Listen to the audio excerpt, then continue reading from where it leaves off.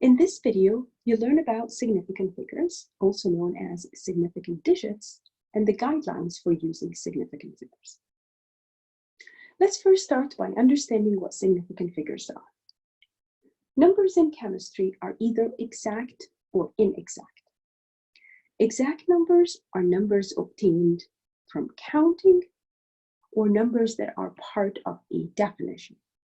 For example, I can count the number of students in a classroom and I'll get an exact number. I can count the number of my fingers and I'll get an exact number.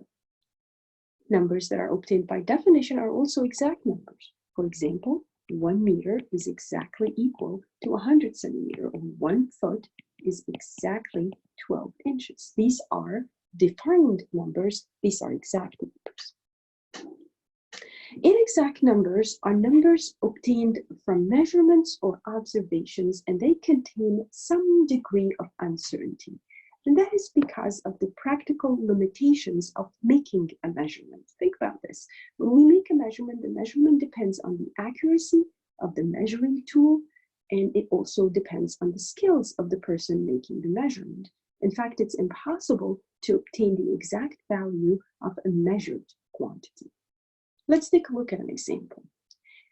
If we want to measure the length of this pencil with the ruler, the length of the pencil, we find that it's somewhere between 4 and 5.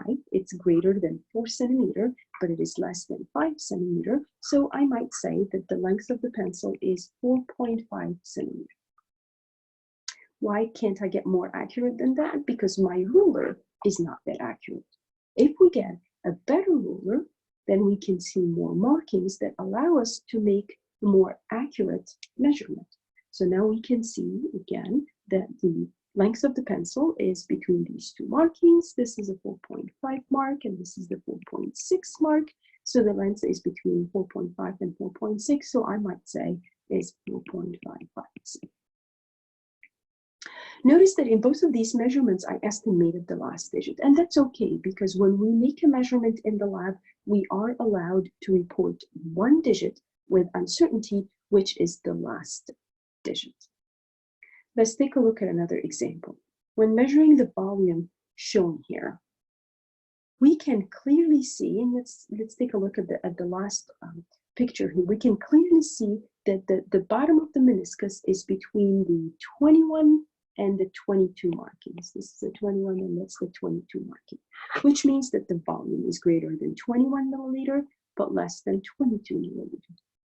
Once again, we have to make an estimation, right? We have to estimate the last digit. So I might say this is a 21.6 milliliter. Someone else might say it's 21.7 milliliter. Again, the last digit is an estimated digit. And we are allowed to have the last digit to be uncertain. Okay, so now we can define significant figures. Significant figures are all the digits in a measured number, including one estimated digit, which is the last digit. All right, so now we know how to make a measurement properly and taking into consideration significant figures. But what if we are given a reported value and we're trying to analyze the reported value and determine what is significant and what is not significant?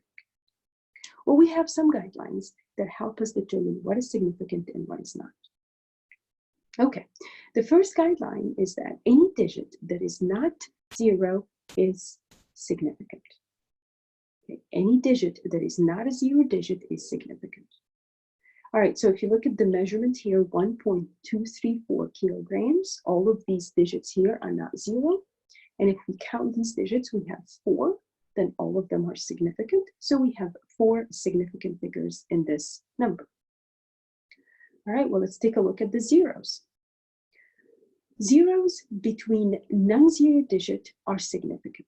Okay, so if you have a 0 that is between non-zero digits, these zeros are significant. They're actually called sandwiched zeros because they're between two non-zero digits. So if you look at this measurement here, 606 meters, you have 2 non-zero digits. We know that these are significant. And you have a 0 sitting between the 2 non-zero digits, so that is also a significant. So then we count the number of significant figures as 1, 2, 3. We have 3 significant figures. All right. Zeros to the left of the first non-zero digit, those are always not significant. These are called leading zeros. Zeros at the beginning, right? To the left of the first non-zero. These are leading zeros at the beginning of the number. And these are always, always not significant. And this is simply because they are placeholders. They just help us place that decimal, right? So these zeros here are not significant, so we don't count them. And in that number, we only have one significant figure, which is the 8. All right, well, we covered zeros between non-zero digits. We covered zeros to the left of the first non-zero digits. Then you might expect that zeros to the right of the non-zero digits. Those are the last ones. What about zeros to the right of a non-zero digit? Well, these are called trailing zeros, and these zeros depend. Okay, it depends on the presence of decimal. So if you have a decimal, then the trailing zeros are significant. If you do not have a decimal, then the trailing zeros are not significant.